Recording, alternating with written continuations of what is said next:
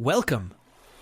Today, we embark on a fascinating journey into the religion of ancient Greece, one of the most captivating, myth-filled worlds that ever existed. Why has this subject fascinated people for thousands of years? The secret lies in the incredible vitality and humanity of the Greek gods. They were not distant, cold, unreachable beings. They were like us. They loved, they quarreled, they made mistakes, they even suffered. And yet, they possessed divine power to rule over everything in the world of the Greeks: the seas and the skies, war, love, and even art. Imagine life in that civilization. Every event, birth, harvest, battle was tied to the gods. A storm at sea? That was the anger of Poseidon. A rich harvest. Gratitude to Demeter. To find love. Surely Aphrodite was near. But what is most fascinating is the structure of their pantheon. At the center stood Zeus, supreme god, ruler of the cosmos. He hurled thunderbolts and established law. And yet, even he was not all-powerful. His wife, Hera, tormented him with jealousy over his endless affairs. Athena, goddess of wisdom, offered guidance, but only to the worthy. Apollo, radiant god of art and harmony, generous yet stern. And Ares, god of war, chaos incarnate, sometimes feared even by his own kin. What makes these gods feel so close to us? Their humanity. They fell in love. They envied. They rivaled one another. They were higher than mortals, yet astonishingly similar to them. Through myths, the Greeks sought to explain the world. They showed that even the mightiest beings had weaknesses. Their religion shaped daily life and left its mark on art, literature, and even our modern ideas of heroism and destiny. Greek religion was polytheistic, the worship of many gods. For them, this was the natural way to explain the complexity of the universe. Poseidon ruled the seas. Athena embodied wisdom and strategy. Aphrodite was love and beauty itself. Together, they created balance in the cosmos. And these gods were not abstract forces. They looked like humans. They thought and felt like humans. They were mighty, yet vulnerable. Powerful, yet emotional. This is called anthropomorphism, portraying gods in human form. Picture Zeus, enthroned, thunderbolt in hand. He appears almighty, yet he worries for his children, fears Hera's schemes, and sometimes seeks to win favor with mortals. Or Hera herself, weaving jealous plots, yet guarding the sacredness of marriage. Aphrodite, able to inspire the greatest deeds in the name of love, but whose whims could ruin lives. Even Hades, lord of the underworld, revealed a tender side through his love for Persephone. Every storm, every harvest, every victory and defeat, all were tied to the will of the gods. But even more gripping were the myths themselves. Prometheus stealing fire, Persephone's descent, and the turning of the seasons. Heroes battling fate itself. Through these tales, the Greeks learned to understand the cosmos and themselves. They did not worship blindly. They feared, respected, thanked, and even resented the gods. A sailor prayed to Poseidon for calm waters, yet cursed him when storms tore the sails. A farmer gave offerings to Demeter, yet despaired when drought destroyed the crops. Religion was woven into everyday life. People began their day with prayer. They held festivals. They built temples. They offered sacrifices. Even the simple act of raising a cup of wine or breaking bread could be dedicated to the gods. It was a world where the divine and the human existed side by side, sometimes in harmony, sometimes in conflict. And this depth, this humanity, made the religion of ancient Greece so captivating. It was not only about divine power. It was also about the human soul, its weakness, its fears, its hopes. Greek gods were not just characters of myth. They lived among the people. And among them all stood one at the center, Zeus, supreme ruler of Olympus, lord of the heavens, and wielder of thunder. But the path to Zeus's power was not simple. It began in the deepest roots of existence itself. To understand his story, we must return to a time before gods, before mortals, before the world as we know it. In the beginning, there was only chaos. From chaos came Gaia the Earth Mother, foundation of all creation. She gave birth to Uranus the Sky Father. Together, they brought forth the first generation of mighty beings, the Titans. The Titans were ancient deities of colossal strength and authority. They embodied the primal forces of nature itself. There was Oceanus, symbol of the boundless waters; Tethys, mistress of rivers and springs; Hyperion, the light; and Phoebe, goddess of radiance and prophecy. But among them all, one Titan stood apart: Cronus, the youngest son of Gaia and Uranus. Driven by hunger for power, and urged on by his mother, Cronus overthrew his father. It was the first time power had changed hands through betrayal, and Cronus claimed the throne of the Titans. At first, it seemed he might rule as a great king, but his fate had already been sealed. Before his fall, Uranus cursed his son and foretold his downfall. Cronus ruled with cruelty. Each time his wife, Rhea, bore a child, he swallowed the infant whole, never giving them a chance to rise against him. Thus were lost their firstborn: Hestia, Demeter, Hera, Hades, and Poseidon. It seemed his reign would last forever. But Rhea, broken by grief, refused to allow her last child to share the same fate. When Zeus was born, she devised a deception.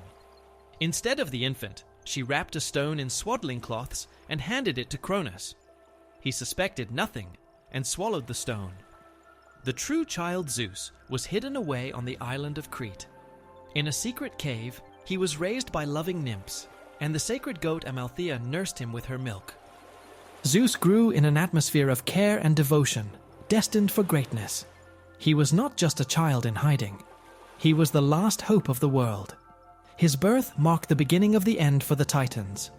It was the dawn of a new age, an age where not brute force and fear, but order and justice would reign. Though Zeus carried chaos within him, even as a youth he revealed the qualities that would define him: determination, justice, and an irresistible charisma. It was these traits, along with his power, that made him the undeniable leader of the future Olympians. The story of Zeus is one of miraculous survival, of hidden defiance, and of waiting for the moment to restore balance. But above all, it is the story of hope. With his coming, the ancient world prepared for change, for the rise of a new order, the beginning of an age of gods and men. Imagine the infant, concealed in a cave on the slopes of mighty Mount Ida in Crete. Here, destiny hid the future thunderer from the all-seeing eyes of Cronus. He was cared for by the nymphs Adrasteia and Ida, who nourished and loved him as their own child. The sacred goat Amalthea fed him divine milk. Her horn, according to legend, became the cornucopia, the horn of plenty, symbol of endless blessings. But even in hiding, his safety was fragile. The curator's sacred guardians appointed by Rhea clashed their shields, danced, and raised a clamor to drown the cries of the infant so Cronus would not discover him. It was as if nature itself conspired to protect Zeus.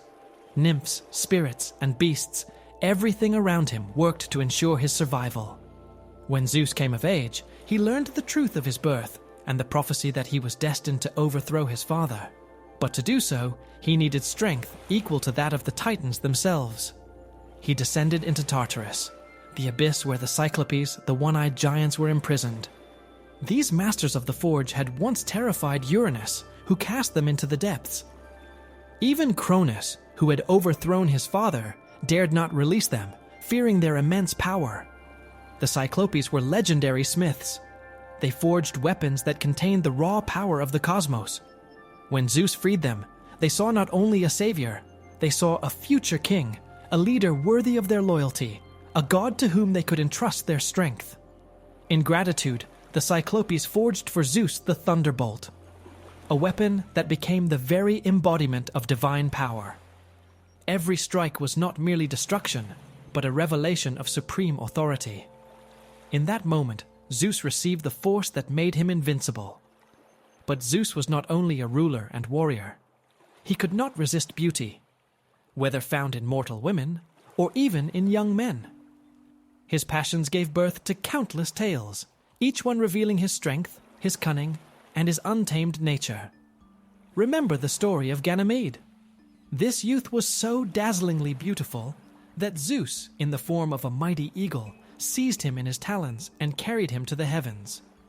On Olympus, Ganymede became the cupbearer of the gods, serving them nectar. To appease his father for such a bold abduction, Zeus gifted him immortal horses. Yet even such a gift could not silence the whispers. Equally famous is the legend of Europa, daughter of the Phoenician king. She was walking along the shore when a snow-white bull with golden horns approached her. It was Zeus himself, disguised as the beast. The moment Europa climbed upon his back, he carried her across the sea to Crete. There, he revealed his divine nature, and from their union were born children who would shape the course of Greek mythology. Then there is the tale of Danae, daughter of Acrisius, king of Argos. Her father locked her in a bronze tower, fearing the prophecy that her son would bring about his death. But walls could not keep Zeus away. Taking the form of a golden shower, he entered her prison, and from their union came Perseus, the hero who would slay Medusa the Gorgon and rescue Andromeda. Yet the most famous son of Zeus was Hercules, born of the mortal woman Alcmene. To deceive her, Zeus assumed the form of her husband, Amphitryon. Thus was born the greatest hero of Greece. But Hera, the lawful wife of Zeus, was filled with fury toward her husband's child. From the moment of his birth, Heracles suffered her wrath and the endless trials she placed before him. No story of Zeus is complete without Hera, goddess of marriage and family.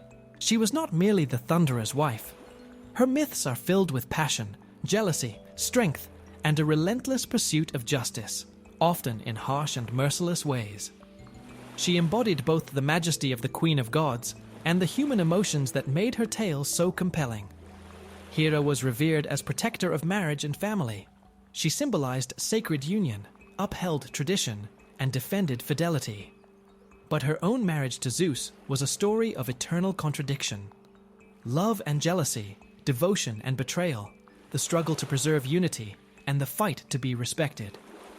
Zeus won her hand through trickery. He transformed into a cuckoo bird, seeking warmth and shelter. When Hera pressed the bird to her chest, Zeus revealed his true form and asked her to be his wife. Thus began their turbulent union, a bond marked by love, passion, and endless trials. But harmony was rare. Zeus's infidelities wounded Hera's pride. Her fury struck not only her husband, but also his lovers, and even their children. Her jealousy became a force capable of unleashing chaos. Among her victims was the titaness Leto, who carried Zeus's children.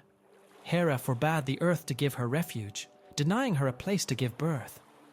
Leto wandered in torment until she reached the island of Delos, a land beyond Hera's curse. There, she gave birth to twins, Apollo and Artemis, who became two of the greatest gods of Olympus. Another tale tells of Io, a mortal maiden loved by Zeus. To conceal their bond, he transformed her into a cow. But Hera discovered the deceit and demanded Io as a gift. She set the giant Argus to guard her without rest. Zeus sent Hermes, who slew the watchman and freed Io. In vengeance, Hera unleashed a gadfly to torment the girl, driving her across the world until she reached Egypt, where she regained her human form. But the fiercest example of Hera's wrath was her hatred of Hercules. Even before his birth, she sought to prevent it, delaying labor with the aid of the goddess of childbirth. When this failed, she sent 2 serpents into his cradle, but the infant crushed them with his bare hands. From then on, Hera ceaselessly devised ordeals for him, the most famous of which were the 12 labors. Thus, Hera's jealousy and her struggle for dignity became a timeless part of myth. And Zeus, along with his many children, forever shaped the destiny of Greek mythology. Poseidon, the god in whose veins flowed the very essence of the sea. He could grant sailors calm waters, or unleash a storm powerful enough to shatter an entire fleet. His trident was the symbol of absolute dominion over the oceans and their depths. Poseidon was not merely the ruler of the seas. He was their very embodiment. His vast palace, built at the bottom of the abyss, glittered with pearls, corals, and gold. But as often happens, beneath the calm surface lay a storm. Poseidon could be generous and merciful when sacrifices were made and his name was honored. Yet his wrath was devastating. He commanded not only the seas, but also earthquakes and even horses, which, according to myth, sprang forth from the stroke of his trident. His laughter rang across the waves when he was pleased. But a single strike of his trident could transform the waters into a boiling abyss, where ships sank and mortals cried out for mercy. Poseidon was a god, mortals revered with awe. For his favor meant life, and his anger meant the ruin of cities. He quarreled not only with men, but with gods themselves. One of the most famous myths tells of his rivalry with Athena, goddess of wisdom. When a new city was being founded, it sought a divine protector. Poseidon claimed it. Athena claimed it as well. The people proposed a contest. Whoever offered the greater gift would become the city's patron. Poseidon struck a rock with his trident. From the crack gushed water. Yet it was salty, unfit for drinking. He also gave humanity the horse, symbol of power and speed. But his gift failed to win their hearts. Athena planted an olive tree. It offered food, oil, and shade. The people chose her gift, and the city was named Athens.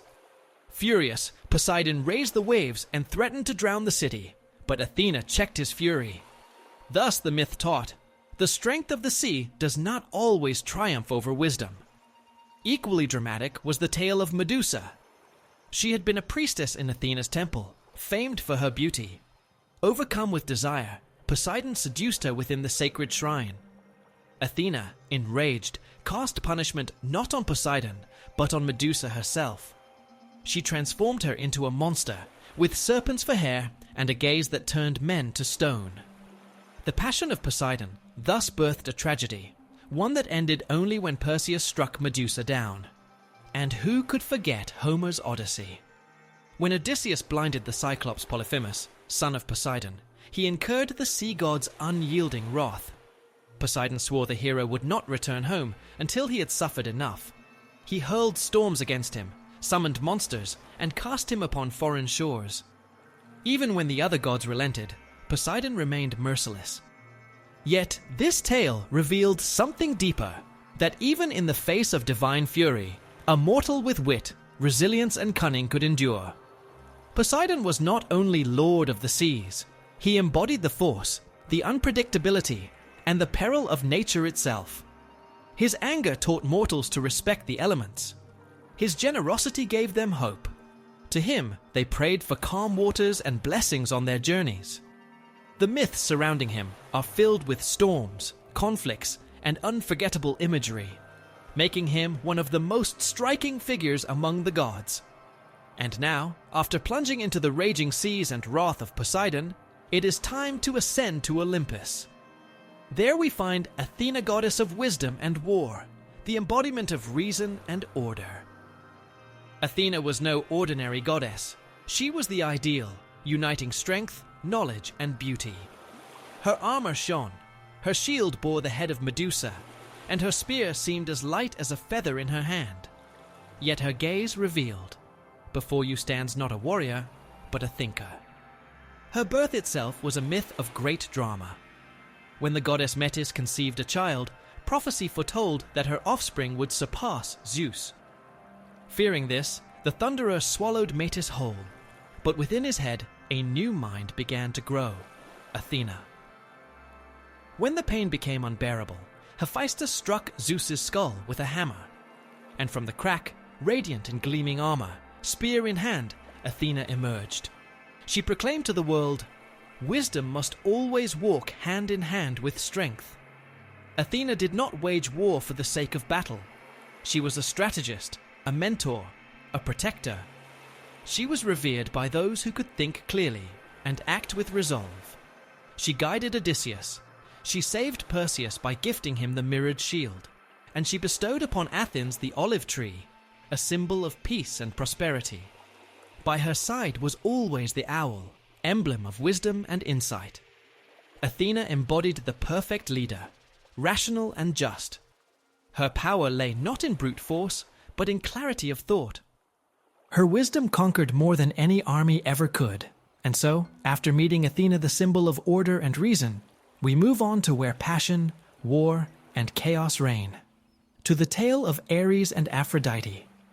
Their union, full of contradictions, desires, and intrigues, remains one of the most dramatic stories of Greek mythology. It symbolizes the eternal clash of destruction and creation, of aggression and beauty. Ares, god of war, embodied the fury of battle, the hunger for destruction, the chaos of conflict. Tall and powerful, he was the image of raw strength. His hair, like blazing fire, framed eyes so fierce they shook even the bravest warriors. His bronze armor gleamed like the setting sun, and his favored weapon, a spear, he held with unshakable pride. On the other side stood Aphrodite, graceful, radiant, a goddess who could capture hearts with ease. Her skin and hair glowed like beams of sunlight, and her eyes reflected the endless depths of love and desire. She was the embodiment of sensuality and harmony, her presence able to calm even the most wrathful fighters. And yet, these two so different beings were bound together. Their union was like the meeting of two elements, creating something unique and volatile. Their romance remained hidden until Hephaestus, husband of Aphrodite, used his cunning to expose them. Hephaestus, the god of blacksmithing, the master whose hands shaped incomparable artifacts. Despite his lameness, his mind was sharp and his talent unmatched. When he began to suspect Aphrodite of betrayal, he resolved to forge his most cunning invention. He created a net of the finest invisible metal, strong yet impossibly light, impossible to see, impossible to break. He set this trap in Aphrodite's chamber, where she secretly met with Ares. And then, when their passion once again ignited, the net fell upon them. Ares and Aphrodite were caught, bound tightly, unable to move. Hephaestus immediately summoned the gods of Olympus to witness their shame. But instead of condemnation, there was roaring laughter. Even Zeus could not contain a smile, seeing mighty Ares and radiant Aphrodite trapped in such a ridiculous state. Yet the myths of Ares are not defined by this story alone. He was always accompanied by his sons, Phobos and Deimos, Phobos, terror itself. His figure inspired dread. Tall, gaunt, his skin like pale mist. His eyes glowed like burning coals, and his face was frozen in an eternal grimace of horror. He did not merely threaten enemies. He filled them with doubt, robbed them of courage, forced them to drop their weapons and flee. Deimos, fear and panic. His body was powerful. His cruel grin and abrupt movements sent madness through opposing ranks. He spread chaos, shattered reason, and turned disciplined armies into a panicked, fleeing mob. These two never left Ares' side. They embodied his destructive nature, his mercilessness. They reminded all, war is not only the clash of spears and the ringing of swords. It is also a battle of spirit, where fear and panic can be deadlier than steel. Ares himself was the very embodiment of fury. His quick temper, his thirst for battle, his unquenchable hunger for destruction, they knew no bounds. But always beside him stood Aphrodite, goddess of love and harmony. With a single glance, she could halt even the fiercest fight. Their union was full of contradictions. Ares and Aphrodite were like the storm, and the rainbow that follows it, like thunder's roar, and the quiet music of rain. Their romance showed that love and war are two sides of the same coin, two forces shaping the world. This story reminded both mortals and gods alike, no one is only destruction, nor only creation. We are all a mixture of passion and reason, rage and tenderness, and it is precisely this that makes us alive. After the stormy passions of Ares and Aphrodite, we return to Hephaestus, the god of fire, craftsmanship, and the forge. His story is one of resilience and talent, of how even the harshest trials can become the spark for greatness. Hephaestus came into the world under unusual circumstances. According to one version of the myth, he was born solely of Hera, conceived without Zeus, born from her jealousy of Athena's independent birth. Yet despite his divine origin, Hephaestus was born lame, a flaw that filled Hera with disgust. Unwilling to look upon her Defective child, she cast him down from Olympus. Fortunately, he was taken in by the nymphs Thetis and Eurynome. They raised him with care, giving him the chance to nurture his gift. Instead of lamenting the injustice of fate, Hephaestus devoted himself to craft. His forge, hidden deep beneath the volcanoes, became the birthplace of the greatest artifacts in mythology. Years later, Hephaestus sought to reclaim his place among the gods, and he did so with genius. He created a golden throne of dazzling beauty and sent it to Hera as a gift. But the moment she sat upon it, the clever mechanism snapped shut, trapping the goddess in its grip. None of the gods could free her. At last, they turned to Hephaestus himself. He agreed to release Hera, but only under one condition, that he be allowed to return to Olympus and take his rightful place among the gods. Zeus, impressed by the cunning and mastery of the smith, gave his consent. From that time forward, Hephaestus became an inseparable part of the Olympian pantheon. He was not merely a blacksmith, he was a creator, whose works astonished with their complexity and beauty. Among his most famous creations were the armor of Achilles, forged at the request of Thetis, the hero's mother. After Patroclus fell in battle, Achilles was left without arms, and Thetis sought Hephaestus's aid. The shield of Achilles was especially wondrous. Upon it were depicted earth and sky, the sun and moon, the stars and scenes from the lives of mortals. That shield symbolized the entire cosmos, uniting within itself both harmony and conflict, war and peace. When Achilles donned the armor, he shone like a god. Its power helped him achieve many victories. Another key myth in which Hephaestus played a role was the story of Prometheus. The Titan had stolen fire from the gods, the flame of light, warmth, and progress, to gift it to humanity. According to legend, it was in Hephaestus's forge that Prometheus struck the first spark, hiding it in a stalk of fennel before carrying it in secret to mortals. With fire, people could now warm themselves, cook their food, and build civilization. Enraged, Zeus ordered Hephaestus to fashion Pandora, the first woman whose jar unleashed sorrows upon mankind. And Prometheus himself was punished with merciless cruelty. Bound to a rock, he endured the torment of an eagle devouring his liver each day. The bitter irony was that it was Hephaestus, once cast out and humiliated himself, who was forced to forge the chains of Prometheus. But within this myth lies a symbol. Even weakness can be transformed into strength. Though lame and once scorned, Hephaestus proved his worth. His hands created artifacts that shaped the destinies of gods and men alike. His story reminds us that greatness is not born of outward power, but of talent, perseverance, and the will to overcome hardship. Every creation of Hephaestus was more than an object. It was a symbol of strength, hope, and harmony. His armor protected heroes, his inventions inspired awe, and his forge became the place where fate itself was hammered into being. After Hephaestus, Greek mythology shines with another extraordinary pair of deities, the divine twins, Apollo and Artemis. Children of Zeus and Leto, they embodied light and darkness, art and nature, prophecy and the hunt. Apollo was the image of youthful beauty and refinement. Tall and slender, his golden hair shimmered like the morning sun, and his eyes glowed with wisdom. He wore a golden robe and held either a lyre, symbol of music, or a bow, symbol of accuracy and justice. The light of Apollo was not only warm, but merciless. His truth could cut deeper than any weapon. His greatest gift was prophecy. The temple at Delphi, nestled upon the slopes of Mount Parnassus, was considered the spiritual heart of Greece. From across the world, people came to hear the visions of the Pythia. Myth tells that upon arriving at Delphi, Apollo slew the great serpent Python, guardian of the sacred spring. With his bow and arrows, the god struck down the monster, and from then on, the place was consecrated to him. Apollo was also an unrivaled musician. His lyre, a gift from Hermes, sounded so divine that even the gods fell silent to listen.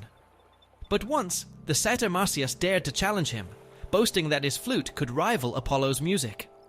The contest ended in Marsyas' defeat. He could not meet the final condition, to play his instrument upside down.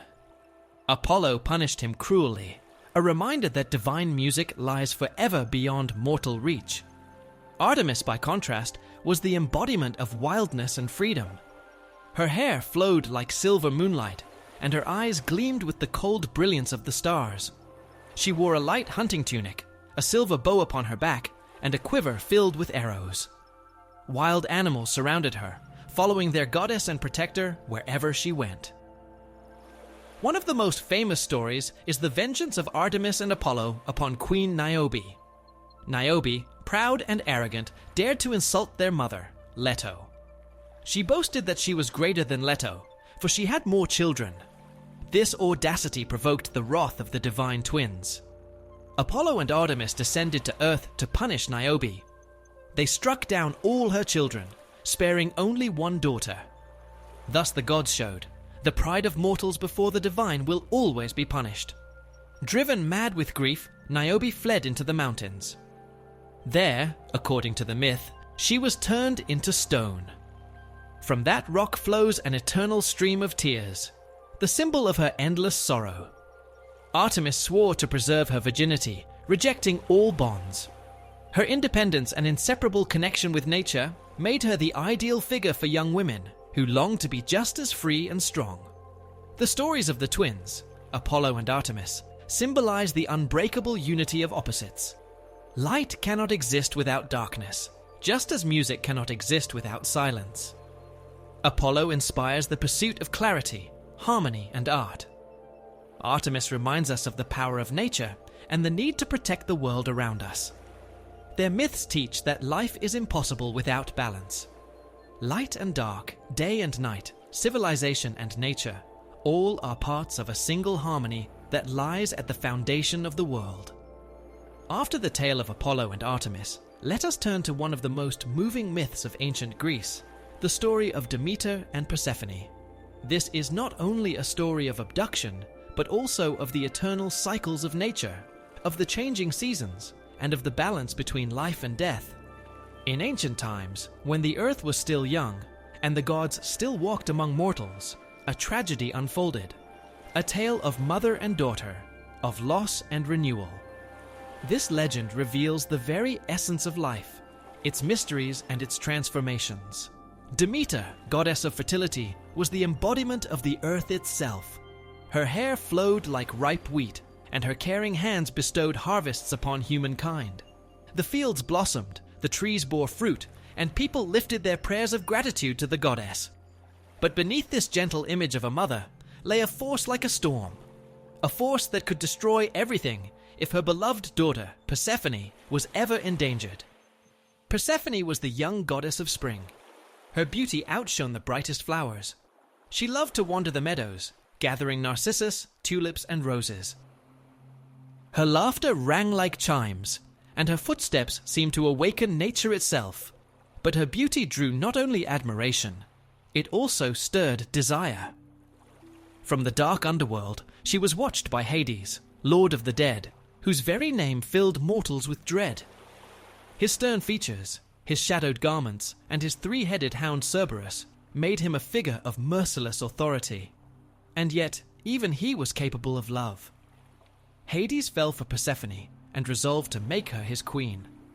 To lure her, he conjured a narcissus of extraordinary beauty. Its petals glowed like stars. Fascinated, Persephone bent down to pluck the flower. At that moment, the earth split open. From the depths thundered a chariot drawn by black horses. Hades himself held the reins. His eyes burned with determination. Before Persephone could cry out, he seized her and carried her off to his realm. The meadow fell silent. Flowers withered. A hush swallowed the world. When Demeter discovered her daughter was gone, her heart shattered. Leaving Olympus, she began a desperate search. Her grief was so great that the earth stopped blooming. Crops failed, trees shed their leaves, rivers dried up. Wandering in despair, Demeter encountered Helios, the sun god. He told her the truth. Persephone had been taken by Hades, with the silent consent of Zeus. Enraged and betrayed, Demeter swore that the earth would remain barren until her daughter was returned. Humanity began to starve, sacrifices to the gods ceased, and even Olympus itself was in peril. At last, Zeus was forced to intervene. He sent Hermes to the underworld to bring Persephone back. Hades knew he could not keep her by force, but he turned to cunning. Before letting her go, he offered her a pomegranate. Unaware of the trap, Persephone ate a few seeds. From that moment on, she was bound to the underworld forever. Zeus pronounced judgment. Part of the year Persephone would dwell with her mother, and part she would remain in Hades' realm. When Persephone returned to Demeter, the earth revived. Flowers blossomed, fields turned green, and spring and summer came. But when she descended to Hades, Demeter mourned, and the land sank into the cold barrenness of winter. The myth of Demeter and Persephone is not merely a tale of abduction. It is a poem of life and death, of hope and rebirth. Demeter is the earth itself, grieving, yet always renewing. Persephone is the seed that dies, only to bloom again. Hades reminds us that darkness is inseparable from light, and that death is part of the great cycle of existence. Thus, the myth explains the changing of the seasons and the eternal cycle of nature. After such a profound tale, let us turn to gods who brought cunning, swiftness, and joy to the myths. Hermes and Dionysus, two very different deities, yet both embody what makes us human: movement, ingenuity, joy, and celebration. If there was ever a jack of all trades among the gods, it was surely Hermes. The son of Zeus and the nymph Maia, he was born in a cave, where his mother hid from Hera's jealousy. But even in infancy, Hermes proved impossible to restrain. Barely born, he wriggled free from his swaddling, and set out on his first adventure. Spotting the sacred herd of his brother Apollo, he decided to steal the cattle. Of course, the young god could not act plainly. To cover his tracks, he made the cows walk backwards and masked his own footprints with branches. When Apollo discovered the theft, he was furious. Finding Hermes back in the cave, he accused him of the crime. And what did little Hermes do? He smiled sweetly and began to play the lyre, which he had just invented, crafted from a tortoiseshell and sheep's gut strings. The music was so beautiful that Apollo not only forgave him, but also accepted the lyre as a gift. From that moment, Hermes became the god of speed, trade, cunning, and the guide of souls into the underworld. He was depicted with winged sandals and a winged hat. In his hands, he carried the caduceus, a staff entwined with serpents. This staff was not only a symbol of power, but also held the ability to lull and to soothe. The gods entrusted him with their most important missions, and mortals honored him as the protector of travelers, merchants, and even thieves. Curiously, Hermes was not only a god of trickery, but also a perfect mediator. He helped mortals and gods alike find common ground, and in many myths, his role was to resolve the most difficult situations. He even aided Perseus in his battle against the Gorgon Medusa, gifting him his winged sandals. Dionysus was a god who seemed to embody life itself, vivid, passionate, and at times wildly chaotic. Even his birth was extraordinary. He was the son of Zeus and a mortal woman, Semele. But tragedy struck before he was born. Hera, upon learning of Zeus's affair, cunningly persuaded Semele to ask Zeus to reveal himself in his true divine form. When he did, his overwhelming power consumed her in flames. Yet Zeus managed to save the unborn child. From his youth, Dionysus showed a deep passion for nature and for wine. He taught humankind to cultivate grapes and transform them into a drink that was far more than wine alone. It was true magic. Wine could relax the body, awaken joy, stir storms of emotion, and unlock the deepest corners of the heart. Dionysus journeyed across the world, spreading the culture of winemaking, surrounded by companions as strange and wondrous as himself. Satyrs with goat legs, ecstatic nymphs, and even wild beasts who followed him in harmony. His festivals, known as Dionysia or Bacchanalia, for Dionysus was also called Bacchus, turned into ecstatic celebrations filled with dancing, singing, and theatrical performances. In his honor, tragedies and comedies were staged, traditions that would later become the very heart of Greek culture. One of the most striking stories about Dionysus is tied to King Pentheus of Thebes. Pentheus sought to forbid the gods' festivals, declaring them immoral. Angered, Dionysus struck Pentheus with madness and tricked him into spying on the sacred rites. But when Pentheus tried to interfere, the frenzied Maenads tore him apart, mistaking him for a wild beast. This myth reminds us that to deny passion and human nature is impossible.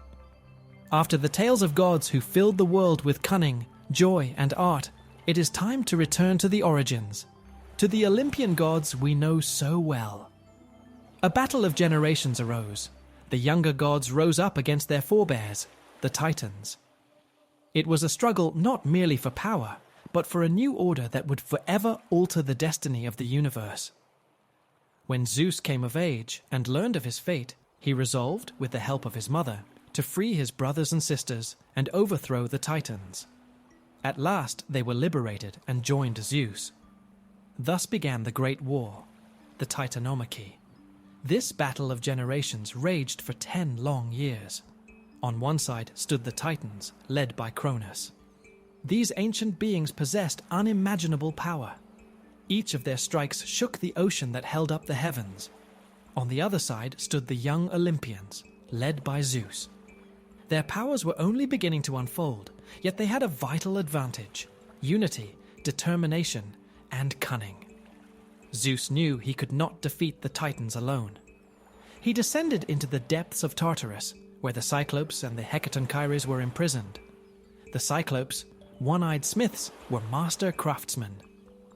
In gratitude for their freedom, they forged for Zeus his greatest weapon, the thunderbolt, for Poseidon, the mighty trident, and for Hades, the helmet of invisibility. The Hecatonkhyres, giants with 100 hands, became living engines of war, hurling boulders and crushing foes.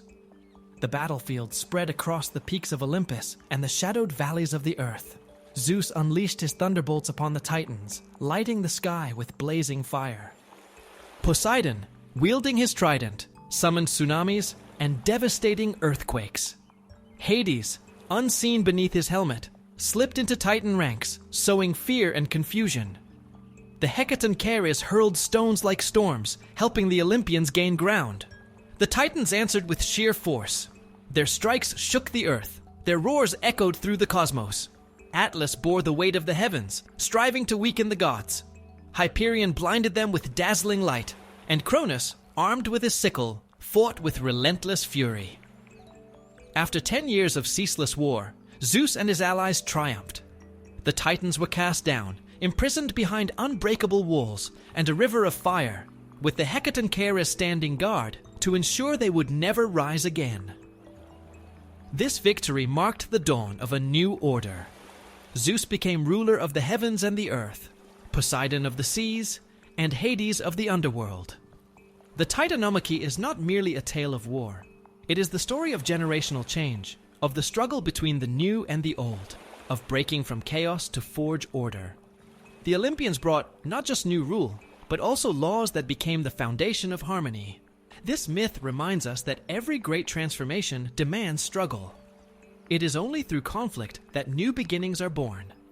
After the Titans were defeated and a new order established on Olympus, it seemed the gods had secured eternal might and harmony.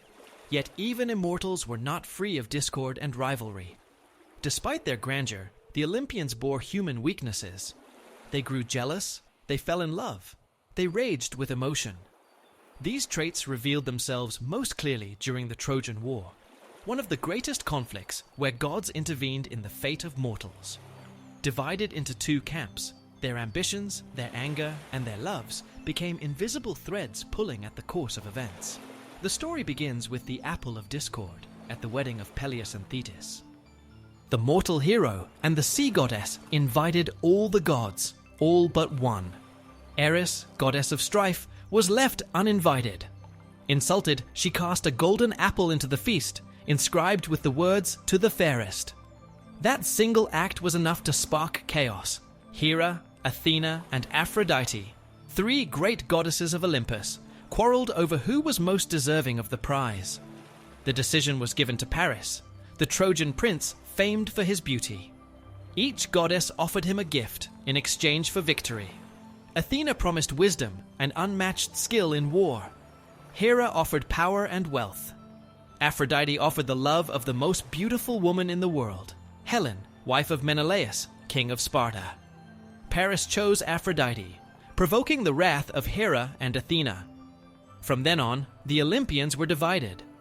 Athena, goddess of wisdom and strategy, became an indispensable guide to the Greek commanders.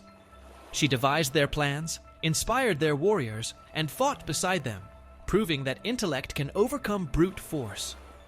Hera, driven by spite and hatred of Troy after Paris's judgment, lent her strength to the Greeks as well. Aphrodite, in turn, shielded Paris, her chosen one, and aided Trojan heroes. When Paris faced Menelaus in battle, she saved him at the last moment, carrying him to safety and healing his wounds. But the goddesses were not the only divine forces in the war. Apollo, god of light and prophecy, guarded Hector, the greatest of Trojan warriors, and guided Paris's arrow that struck Achilles in his one vulnerable spot, his heel.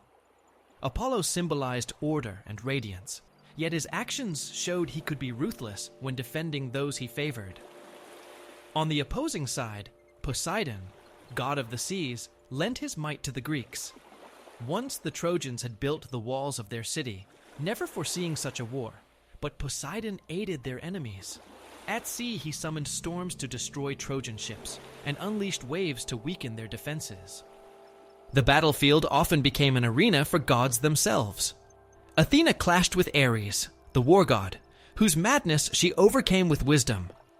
Apollo and Poseidon opposed each other, as if nature itself was torn between light and wave.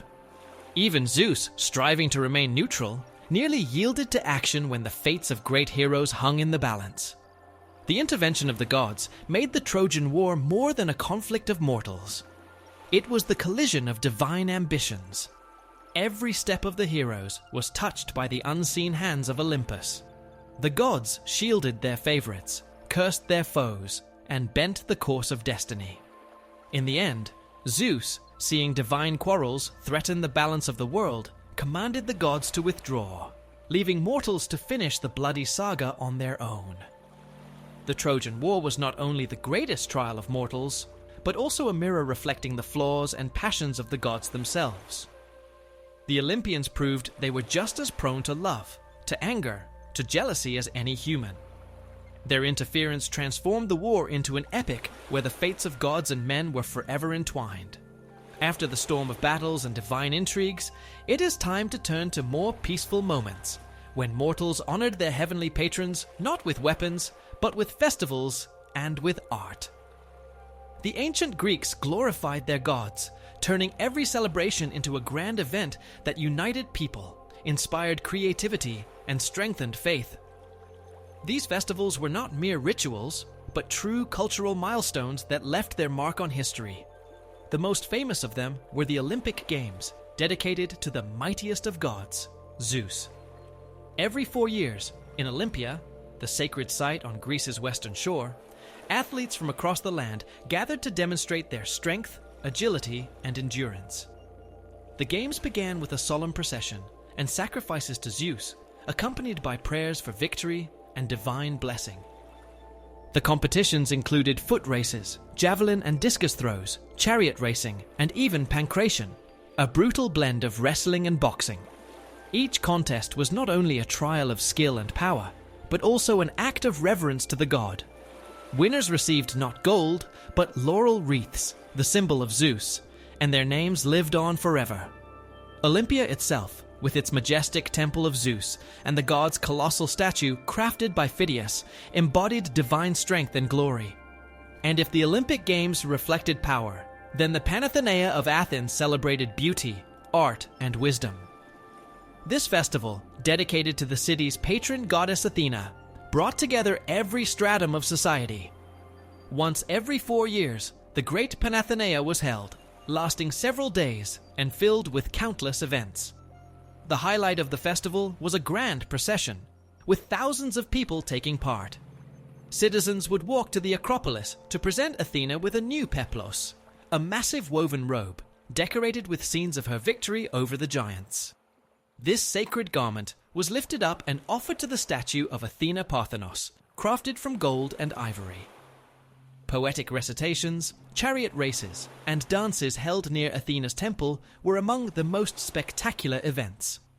The winners of these contests received not only glory, but also amphorae filled with olive oil, a sacred symbol of the goddess. The Pantheon emphasized the city's deep bond with its divine protector, filling the celebration with both solemnity and joy. Among all Greek festivals, the Dionysia stood out, dedicated to the god of wine, theater, and ecstasy. The lesser Dionysia, celebrated in the villages, were humble and rustic, with processions, songs, and dancing. But the greater Dionysia in Athens became grand cultural spectacles. During these days, Athens turned into the very heart of theater. The greatest playwrights, Aeschylus, Sophocles, and Euripides, presented their tragedies and comedies to the public. The theatre of Dionysus, at the foot of the Acropolis, became the stage where myths came to life and where audiences experienced catharsis. The opening procession of the Dionysia was bright and noisy. Participants carried the statue of Dionysus, sang, drank wine, and rejoiced. This festival was not just a tribute to the god. It symbolized the joy of life, the triumph over sorrow, and the unity of humankind. These three festivals, the Olympic Games, the Pantheon, and the Dionysia, embodied the three most important aspects of Greek life: strength, wisdom, and joy. Through them, the Greeks honored their gods, celebrated their greatness, and found inspiration for great deeds. These festivities strengthened their religious traditions and became the foundation of a cultural heritage that continues to inspire humanity to this day. After these brilliant celebrations, which brought together all of Greece to honor the gods, came a quieter, but no less important side of Greek religion: rituals and ceremonies. Through sacrifices, temple rites, and sacred vows, the Greeks expressed devotion and gratitude, strengthening the bond between mortals and immortals. Sacrifices lay at the heart of ancient Greek worship. They were acts that united people with their gods, ensuring divine favor. The Greeks believed that the gods, like mortals, required food and drink to maintain their strength. Thus, offerings included animals, food, wine, and even rare treasures. Most often, the sacrifices involved animals, bulls, sheep, or goats. They had to be flawless, for only the best was worthy of the gods. Before the sacrifice, a purification ritual was performed. Animals were decorated with wreaths and sprinkled with barley. After prayers, the animal was slain, and its blood, considered the most sacred gift, was poured onto the altar. Part of the meat was burned for the gods, and the rest was shared among participants. Alongside animals, offerings of wine, bread, honey, and olive oil were common. These were placed on the altar, or burned so their fragrance would rise to the heavens. For example, Zeus was often honored with white bulls, while Athena was given olive oil, symbolizing her patronage over Athens. Temples in ancient Greece were not just places of worship. They were the homes of the gods, earthly sanctuaries where mortals could feel their presence. Each temple was dedicated to a specific deity, its architecture reflecting the grandeur and power of its patron. One of the most famous was the Parthenon in Athens, dedicated to Athena. Built on the Acropolis, it was more than a temple. It was the symbol of victory, prosperity, and the city's protection. Inside stood the colossal statue of Athena Parthenos, made of gold and ivory. To her was offered the sacred peplos during the grand procession. Inside the sanctuary, prayers and sacrifices were performed, and the smoke of burnt offerings rose toward the heavens. Ceremonies took place not only on great festival days, but also daily. Priests and priestesses performed rites of purification, prayed, and maintained the sanctity of the temple. Ordinary people brought offerings, prayed for help, or gave thanks for blessings received. Temples also served as treasuries of sacred gifts. Figurines, jewelry, amphorae of oil or wine, left as tokens of devotion. Rituals and ceremonies were a vital part of every Greek's life, from slaves to kings. These practices united communities, reinforced social bonds, and passed down reverence for the gods from generation to generation. Sacrifices and temple rites showed that in Greek religion, there was no separation between daily life and spiritual practice. Every offering reminded people that mortals and gods were part of one great world. Ancient Greek religion left a profound mark on human history. Its myths, rituals, and philosophy shaped daily life and laid the foundations for culture, art, and science, influencing countless generations. Even today, elements of this tradition live on in modern culture, reminding us of the power of its legacy. Greek myths continue to inspire artists, writers, musicians, and filmmakers. From the tragedies of Sophocles and Euripides to modern novels and cinema, the tales of gods and heroes still capture the imagination. Wise Athena, mighty Zeus, and cunning Odysseus have become archetypes reflected in cultures across the world. One of the most vivid legacies of ancient Greece is the Olympic Games, revived in the late 19th century. Today's Olympics preserve the spirit of competition and the celebration of human potential that began in ancient Olympia. The Olympic flame, lit in Greece and carried across the globe, remains a living reminder of this unbroken link with the past. My friends, thank you for joining me on this journey into the world of ancient Greek religion. Together, we explored majestic myths, learned of gods and their conflicts, and walked through temples and festivals that united mortals and immortals. Ancient Greece has given us an invaluable legacy that still lives on, in books, paintings, films, and architecture. Each of us can find in these stories inspiration, wisdom, or simply joy in immersing ourselves in myth. I hope this story has been not only interesting, but meaningful to you. May the spirit of the Greek gods inspire you to discovery, creativity, and harmony in your life. Until we meet again, may Zeus grant you clear skies, Athena guide you to wise choices, and Dionysus bring a little joy into every day. Thank you.